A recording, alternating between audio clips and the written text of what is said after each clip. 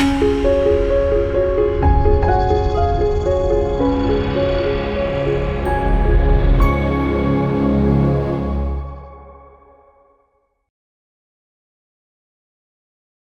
మాత్రం. నేను జర్నలిస్ట్ నవత. ప్రశాంత జీవనం వాళ్లకు సహజ సిద్ధం. ప్రకృతి సంపద వాళ్లకు వారసత్వ ఫలం.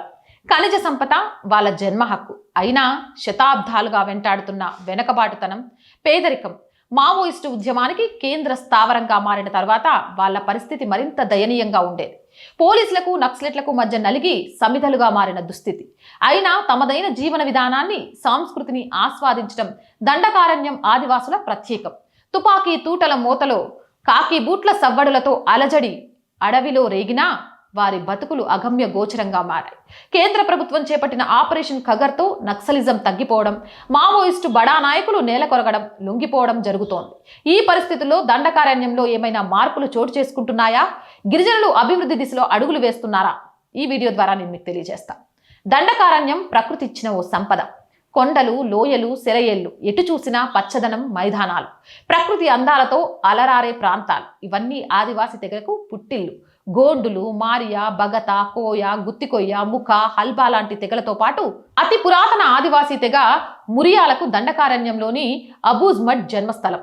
గడిచిన 2-3 దశాబ్దాలుగా ఈ తెగలన్నీ అటు మావోయిస్టులు, ఇటు పోలీసుల మధ్య నలిగిపోయి అభివృద్ధికి ఆమడ దూరంలో ఉన్నాయి.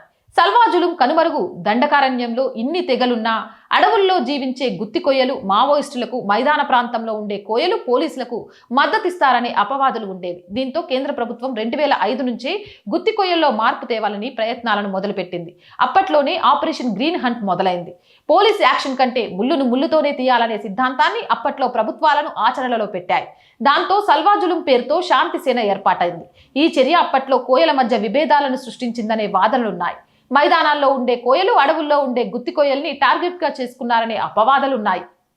అయినా ఎప్పుడు ఏ క్షణంలో ఎక్కడి నుంచి తుపాకీ మోత మోగుతుందో తెలియక బిక్కు బిక్కుమంటూ గడిపే పరిస్థితులుండేది. ఆహ్లాదకర వాతావరణంలో తమ పండుగలను జరుపుకునే పరిస్థితులు ఉండేవి కాదు. వస్తు మార్పిడి విధానంలో సరుకులు కొనుగోలు చేసే సంతల్లోనూ తుపాకీ మోత మోగుతుందనే భయం ఉండేది. బుల్లెట్ల కారణంగా ఆదివాసుల ఉనికి ప్రమాదంలో పడుతోందని అప్పట్లో హక్కుల సంఘాలు ఆరోపించేవి. పోలీసులు, నక్సల్స్కు మధ్య ఆదివాసులు సమిధలుగా మారుతున్నారనే ఆందోళనలు కొనసాగేవి. మహేంద్ర కర్మ హత్యతో సల్వాజులుం క్రమంగా కనుమరుగైంది. తర్వాత క్రమంగా మావోయిస్టులు మళ్లీ దండకారణ్యంపై పట్టు సాధించాయి. ఆపరేషన్ ఖగర్తో ఉక్కుపాదం. కేంద్రంలో మోదీ సర్కార్ కొలువు తీరాక మావోయిస్టు ఉద్యమంపై ఉక్కుపాదం మోపింది. ఆపరేషన్ ఖగర్ పేరుతో కేంద్ర బలగాలను మోహరించింది. బస్తార్ వీధుల్లోని అన్ని జిల్లాల్లో 5-6 కిలోమీటర్లకు ఒకటి చొప్పున పోలీస్ క్యాంపులు ఏర్పాటయ్యాయి. ఫలితంగా ఆదివాసుల పరిస్థితి మరింత దయనీయంగా తయారైంది. పోలీసుల ఇన్ఫార్మర్ల నెపంతో మావోయిస్టులు తరచూ ఆదివాసులను టార్గెట్ చేసుకునేవారు. ధర్మారం, జీడిపల్లి, కొండపల్లి, పుజారి, కాంకేర్ వంటి ప్రాంతాల్లో ప్రజా కోర్టులను నిర్వహించి స్థానిక సర్పంచులను హతమార్చేవారు. ఆదివాసుల కిడ్నాప్లు తారాస్థాయికి చేరుకున్నాయి. దీంతో ఆపరేషన్ ఖగర్లో భాగంగా కేంద్ర ప్రభుత్వం డిస్ట్రిక్ట్ రిజర్వ్ గార్డ్స్ పేరుతో డిఆర్జీ వ్యవస్థను ఏర్పాటు చేసింది. లొంగిపోయిన మావోయిస్టులను రిక్రూట్ చేసుకుని కుంబింగ్ నిర్వహించడం మొదలుపెట్టింది. సిఆర్పీఎఫ్, కోబ్రా దళాలను ధీటుగా డిఆర్జీ తయారైంది. అబూజ్మడ్ ఎన్కౌంటర్ అయినా, బీజాపూర్ అయినా మావోయిస్టులకు పెద్ద దెబ్బ తగిలిన ప్రతి చోట డిఆర్జీ ఆధిపత్యం కనిపించింది. కేంద్ర ప్రభుత్వం ముందుగా ప్రకటించినట్లే 2026 మార్చి చివరికల్లా మావోయిజాన్ని ఖతం చేయడంలో దాదాపుగా సఫలమైంది. మావోయిస్టు పెద్ద దిక్కుగా ఉన్న తిప్పిరి తిరుపతి కూడా లొంగిపోవడంతో ఇప్పుడిప్పుడే ఉద్యమం తిరిగి కోలుకునే పరిస్థితుల్లో కనిపించడం లేదు. ఆదివాసుల జీవితాల్లో వెలుగురేఖలు నిండాయి. దండకారణ్యంలో ఇప్పుడు మావోయిస్టుల అలజడి లేదు, తుపాకుల మోతలు లేవు.